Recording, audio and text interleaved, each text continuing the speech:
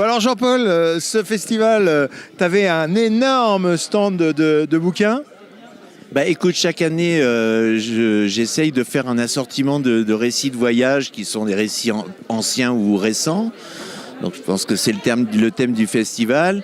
Je pense que l'intérêt, c'est de mettre beaucoup de livres de poche. Ça coûte pas cher et ça fait découvrir des choses.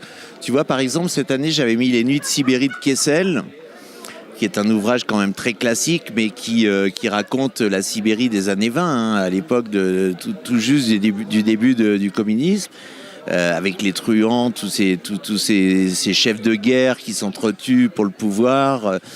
Et j'en avais amené 3, j'ai vendu les 3, tu vois. Les journaux de Kessel aussi sur l'Afghanistan, ou bien des choses de Bouvier, de Chatwin, de Bierce, tu vois, tous les grands du voyage. Parce que les aventuriers peuvent être de grands écrivains. Avant, les écrivains étaient des grands aventuriers. Ah, c'était le contraire? Non, je plaisante. Je pense que les grands aventuriers étaient des gens qui, de toute façon, Kessel, Malraux, Ambrose Bierce ou Chatwin, étaient des gens qui déjà avaient une fibre littéraire. Donc, il y a si tu veux, il y a une continuité, puisqu'on a Sylvain Tesson. Tu sais on met chaque année la plupart des livres de Sylvain Tesson en poche ou en grand format, Bérésina cette année, et qu'il fait un carton, qu'il soit là ou qu'il ne soit pas là.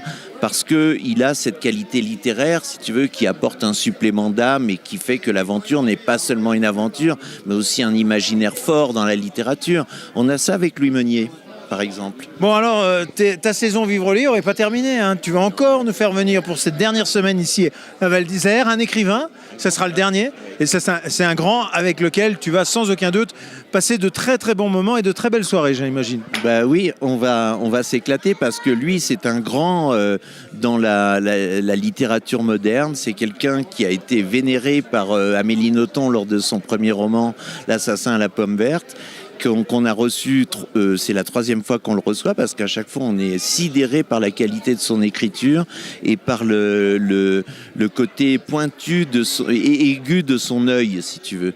C'est-à-dire que la psychologie de ces personnages qui se rencontrent, qui se croisent mais qui ne se parlent jamais est quand même assez extraordinaire. Enfin, ils se parlent, je ne vais pas exagérer, ils se parlent.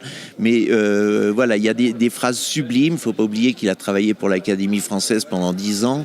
Il a même fait un livre où il publiait les lettres de futurs académiciens écrivant pour être à l'Académie.